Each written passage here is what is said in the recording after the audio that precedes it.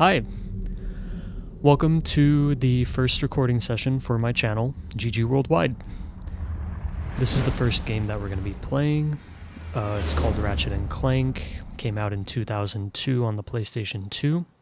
It's one of my favorite games from my childhood, so this is going to be a great benchmark for is my nostalgia blinding me, or was this game actually fun? I'm playing it here on an emulator, and the reason that I'm playing it on an emulator is because I have my original PlayStation 2, which I dumped the BIOS from and uploaded into my computer. The original PlayStation 2 was designed to run on CRT TVs, and I don't know how screen recording is going to work on a CRT, so I'm not going to try, at least not yet. But with today's technology, over 20 years since the PlayStation 2, we've basically caught up with the smoothness of CRT TVs while having the clearness of LCD. So playing this on an LCD now, with the methods that we have to process it, it's definitely superior to playing it on the original console. However, you can still play it on the original console and get an enjoyable experience out of it. The whole point of this series is to show that, if you haven't read my about, old games are out there. Old games are much cheaper than new games, and you can still get a pretty enjoyable experience out of them. The stories still hold up pretty well. This one is about destructive corporate mentality. See plenty of that today. I'm not going to get too political on this channel, but anyways, yeah, the original Ratchet and Clank. So yeah, let's jump right in. I already tried to do this recording a couple times. Anyways, I'm gonna try not to talk during the scenes, so please sit back, enjoy, and grab some popcorn. There's a lot of exposition in this one.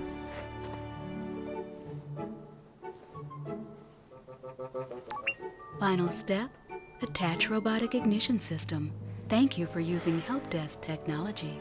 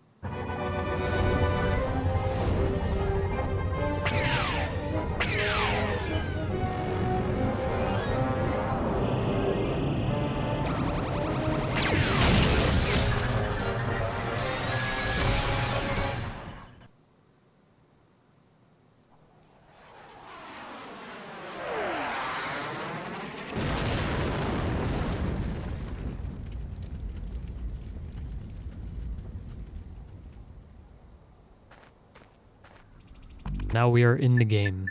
I'm gonna turn on subtitles, make things a little bit easier to follow, change the camera settings. Some people cringe when they see this reversed cameras, but the cameras were designed a little bit weird in this game.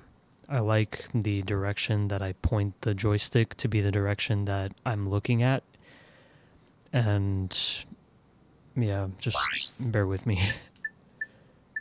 I'm also going to turn off the hints and tutorials because I've already played this very thoroughly. Yeah. So you're going to notice already there are some graphical glitches going on, and that's just because we are running an emulator. I read about this a while back.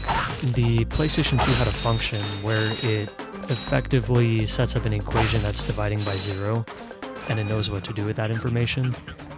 And today's computers don't really know what to do with that, because it was a very specific programming language or not programming language, sorry, but programming function on the PlayStation 2. And yeah, it leads to some minor graphical glitches, nothing game-breaking for most games. You're also going to notice the animations are very jelly-like. Kind of gives it a cartoony vibe. Back then, they couldn't really animate things to look as flowy or, I don't know, cartoony as they wanted to on games like this, 3D games. So they made up for it in these games by giving everything kind of a bouncy kind of texture to it. Like you can see his ears wobble around as you move. It's pretty unique for this time period in games. Oh man, it really is. I don't want to call myself a YouTuber. Oh my god. I don't want to call myself a YouTuber yet, but I draw inspiration from a lot of other... Oh my god, please. I draw my inspiration from other Let's Player YouTubes, of course. I'm not the only one out there. And I watched a lot of Game Grumps growing up, a lot of Achievement Hunter, Super Mega, love them dearly. But one common thing that I've noticed among them is they always complain about how difficult it is to play a game when you're trying to talk about it too. I'm kind of seeing that now. Trying to keep the flow of speech active while also focusing on what's going on in the game adds a layer of difficulty that I wasn't expecting. But yeah, that's part of this project, you know. I'm gonna learn how to deal with it and try to give you guys an entertaining experience. I'm also gonna try not to say you guys. Anyways, we start off with the bomb glove. It's a classic Ratchet and Clank weapon. It made its way back in a couple of the other games as different weapons.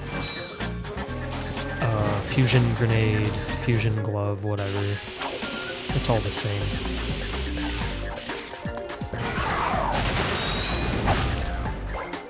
So something you probably already noticed, if you've played other Ratchet and Clank games, you probably saw that I'm not strafing at all.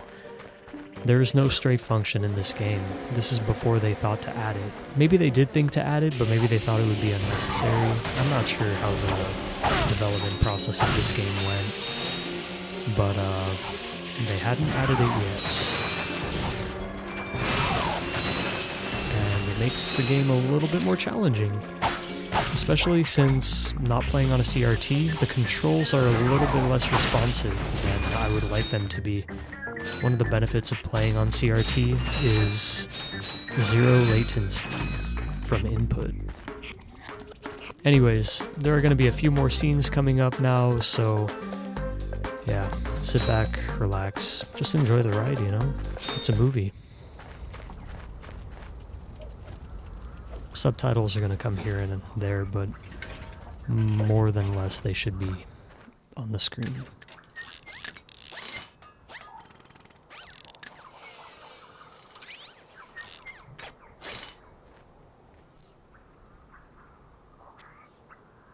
Interesting. You're quite handy with your wrench. You bet. I built that ship with it. Currently, I'm in search of someone who could be of assistance in saving the solar system. Do you know where I might find that fellow? Well, he's on the radio every week. Other than that, no. Hey, what's with all this save the solar system stuff anyway? Hello, citizens of... My race, the Blog, have a small problem. Our planet has become so polluted, overpopulated, and poisonous that we are no longer able to dwell here. But I, Chairman Drek, have a solution. We are constructing a pristine new world using the choicest planetary components available. So, what does this mean to you, you might ask? Using highly sophisticated technology, which you couldn't possibly understand, we will be extracting a large portion of your planet and adding it to our new one. Unfortunately, this change in mass will cause your planet to spin out of control and drift into the sun, where it will explode into a flaming ball of gas. But, of course, sacrifices must be made. Thank you for your cooperation. Cut! And if you don't like it, you can take your whiny, sniveling, snot-nosed populations, form a line behind me, and kiss my... We're still on? Well, turn it off, you idiot! The people on those planets are hosed. Well, good luck getting Captain Quark to help you. Actually, you could help me. If you could use your ship to take me to the coordinates contained in this infobot, I might be able to gather further information there. Even if I wanted to, I can't. I'm missing a crucial component of the ship. The robotic ignition system. How did you know that? I, sir, happen to be equipped with the latest in robotic ignition systems. My programming allows me to start any ship I choose. So, I agree to take you to this wherever it is, and you get my ship started for me? That is what I'm proposing.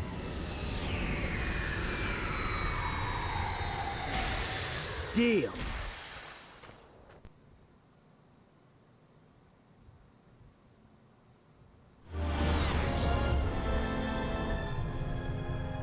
This could be a problem.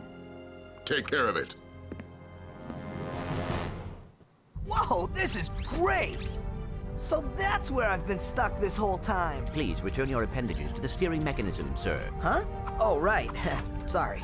Oh, and by the way, you can stop calling me sir. The name's Ratchet. Pleased to make your acquaintance, sir. You got a name? My serial number is V54296. Oops. I'll just call you Clank for short. Hang on.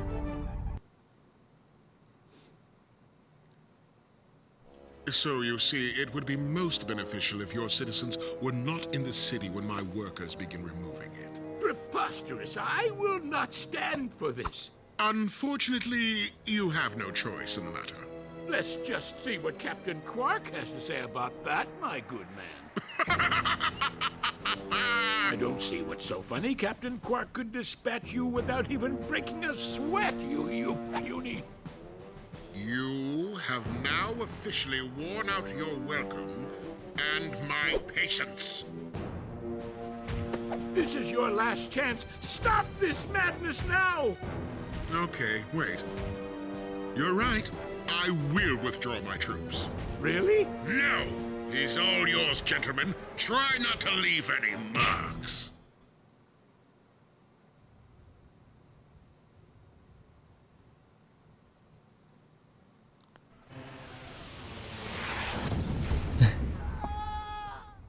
Hurry. Clank? Where are you?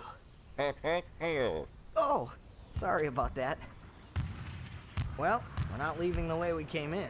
Perhaps we could procure a ship from one of the inhabitants. If there are any left.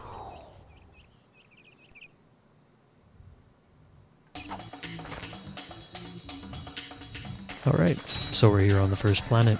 Well, not the first planet, but you know what I mean. The planet that we started on was Veldin, and it is supposed to be Ratchet's home planet. The game starts out pretty much exactly the same way as the original game. The remake. But the remake had a little bit more interactivity on Clank's side of the story. So when Clank is running from the robots that created him, yeah, we're going through that whole process. I got some great bargains for you today. This weapon is very important. It takes advantage of the fact that there's no strafing system. Anyways, this is where the game gets a little bit less linear. So in the first stage, there was pretty much only one direction we could go, forwards. Now you see there's a bunch of loops that we can go through, basically. And that's gonna help us progress in the game. So there's one loop we can take to the south, one to the east, and one to the north. And that's pretty much how these games are laid out. You start off in a world, you explore the world, and you go to the next one. Pretty simple, but they really make the worlds feel like different worlds. They give them this unique scenery. You can see there's a city over there in the distance. We don't get to see that, unfortunately, but it's there. It's part of this world. Mountains, little valley we can go through there, little town over there, it looks like. Everything's on fire. And then back this way, some trees, bombers coming in. Well, I don't think we were supposed to look at it for that long. It just clipped through that tree. But, I mean, you know, maybe they figured that out and how to fly through a tree without causing the bomber any damage. Anyways, so we're just gonna go through the south loop first. The water effects were very nice for the time as well. Go underwater, turns all blue, come up and get a little ripple effect. This game and this game series and the Jak and Daxter series and Wind Waker, oh my god, the water in Wind Waker was so nice. Very stylized games, all of these, and they didn't try to be too realistic, they just tried to make the most of what they could do. So now you see we have some new enemies.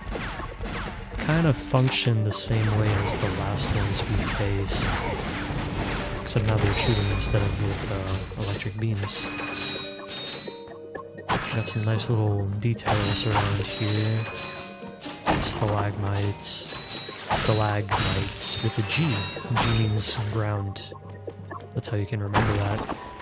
And stalactites, C for ceiling. Yeah.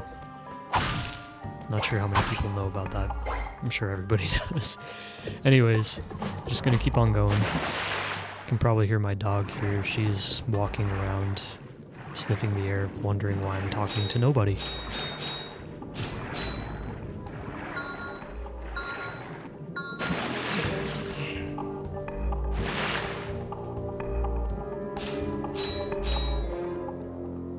Edges like this are really testing the limits of my controlling abilities right now.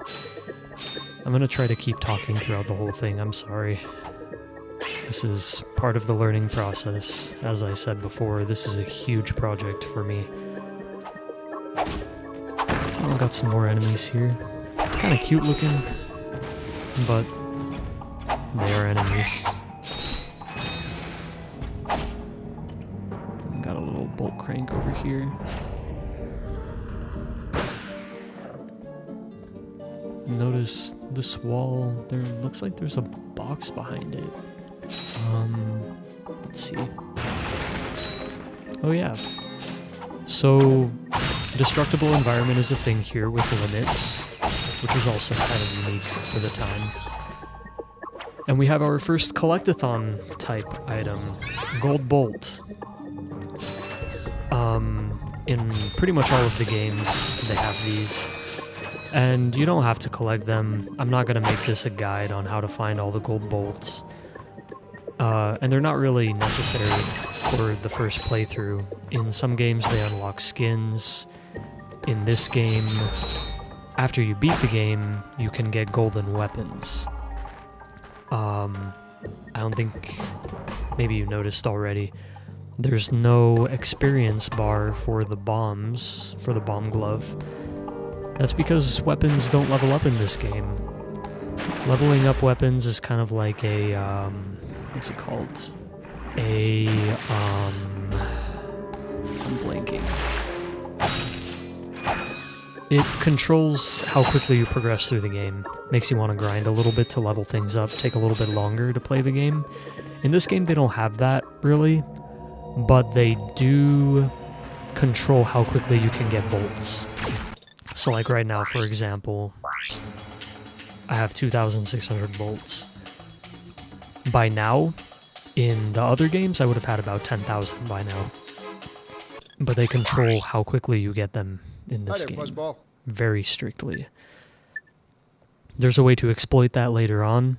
I am going to use that exploit, and I will tell you how to do it. But it's going to be necessary to get a game, not get a game, get a weapon that helps us beat the game much more smoothly. For now, this weapon is going to be very important. Pyrocitor. Used to think it was called the Pyrocider. It's a flamethrower. That's a really nice effect that they gave this weapon in this game. Very fire-looking flame. It's very nice. They put a lot of detail into this game, and it's incredible that they were able to do this and maintain such consistent performance back in the day.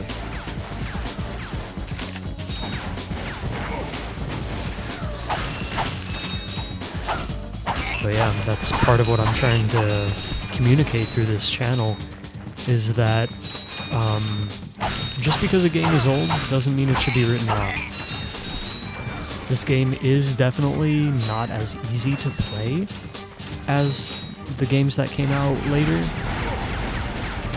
but it's a great start for the series.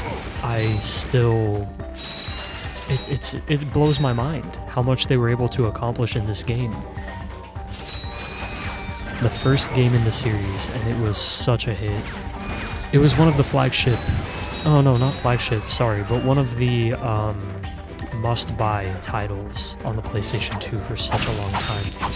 It was one of the first games that I bought when I got a PlayStation 2. And I remember back then it was $40. No, sorry, it wasn't $40. It was $20 when I bought it. And $20 back then, closer to $35 or $40 now. But still, like, you got a complete game, so much going on, so much creative, so much creativity for such an old game. And these are the things that we're missing out on today. That's not to say that there aren't any good games coming out. I'm just constantly disappointed by studios promising more than they can deliver, and then you get a game that looks like it could have come out before this one, you know what I mean? And you're spending $60, sometimes 70, 80 for a deluxe edition, 100 for ultimate edition, and what does it come with? You know, a couple extra costumes, extra weapon skins. It hurts. Hurts your wallet and hurts your trust in the gaming industry. But there's stuff like this that came out over 20 years ago, and you know, it was... Insomniac was creating games for a while. They worked on Spyro, they worked on these games, they later on worked on the Resistance titles. They have no shortage of creativity on their team. And they are one of the studios that still, when they come out with a game, I get excited, because it's almost always a great one.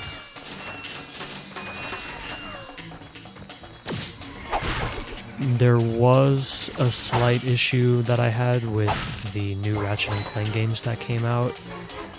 And, I mean, you can kind of see the difference in, let's say, the dialogue. This one's not really a good example of it, because in this one, and I read, they kind of made Ratchet out to be an asshole. I'm sorry, I'm gonna try not to curse. But, they made him out to be kind of mean, you know?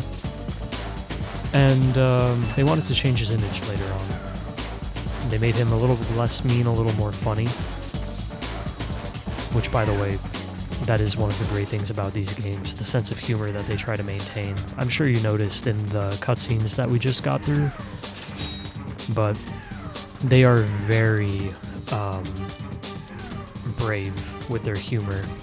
They are not afraid to make a joke whenever they can. And it keeps the game lively, you know? Makes it feel like you're not just, I don't know, slothing through a story. It makes you feel like you're experiencing these characters. In the newer... Oh, sorry. Just a moment. Don't hurt me. Oh, what are you? Mercenaries? Torturers? Assassins? I'll tell you anything. Here, take my infobot. It's all I've got left. Sir, we're not assassins. Hold on. Let's see what he's got.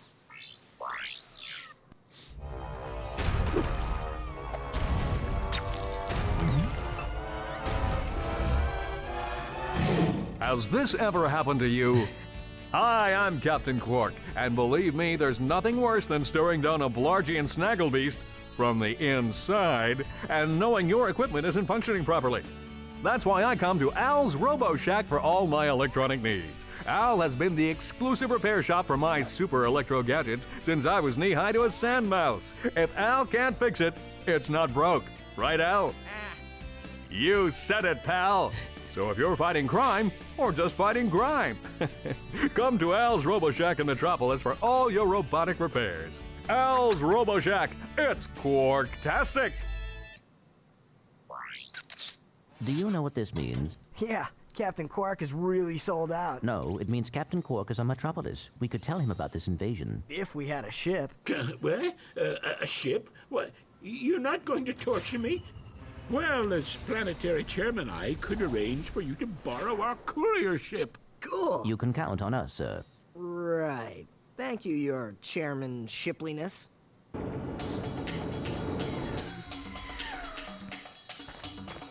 Yeah, so this already gives you a pretty good read on the personalities that we're seeing here. Clank is very much born yesterday and taking everything way too literally. They just watched an advertisement that could have been recorded at any time, and he's like, oh, Captain Quark is there. He just recorded this. He sent this to us, you know? Like, it's such a way to write a story. And Ratchet's just kind of like, okay, sure, why not?